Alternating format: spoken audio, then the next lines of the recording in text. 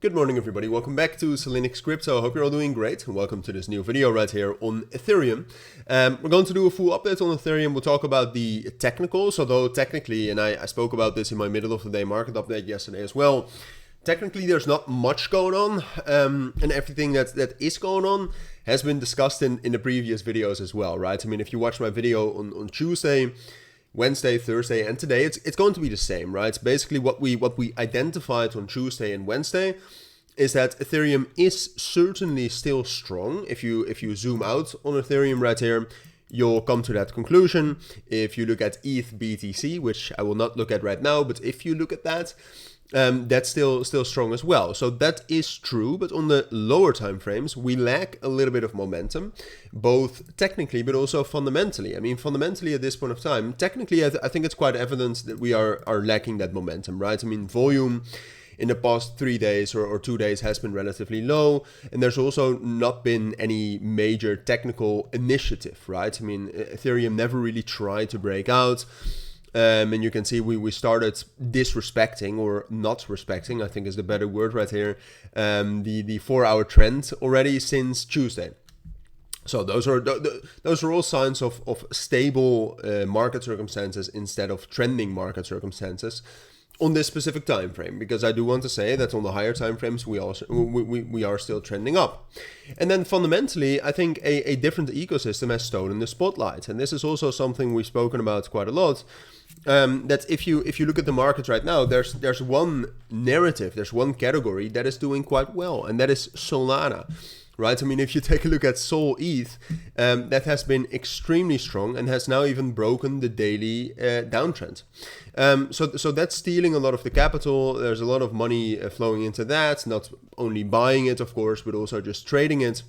So that's a fundamental reason backing up what we see technically for Ethereum to lay low a little bit.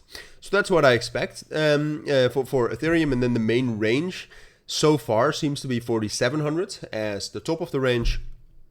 And then I would argue 4,300, which is a super high liquidity zone, but we also have the 30-day rolling VWAP there, and just below there we have the 200 EMA. That's the bottom of the range, and within that range I do expect stability, right?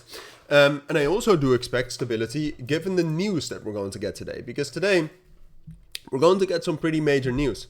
All right, at 12:30 UTC, so you can transform that in your own time zone. After this video, we have the PCE price index, and I think this is going to matter quite a lot, especially given the fact that in about 2 weeks we have the Federal Reserve interest rate decision and meeting, and also that it is the end of the week, but also the end of August. All right, so it's going to be very, very volatile. Be aware of that. Given that volatility, I don't think we will lose this stability, right? So I expect stability technically. I also think that if we get bad news, right? Because we want lower than expected data. If we get higher than expected data, that's quite high inflation rate data, and we can certainly drop down lower. So that's also one of the key things that I wanted to speak about in this video. Look, the daily uptrend is all the way down below 4,000. If we get very bad news today, it is a possibility, and you should be ready for a move into that level. We have some imbalances there. It is still bullish. We have a very strong support level at 3,860. So be aware that this is a possibility. Do I think this is most likely? No.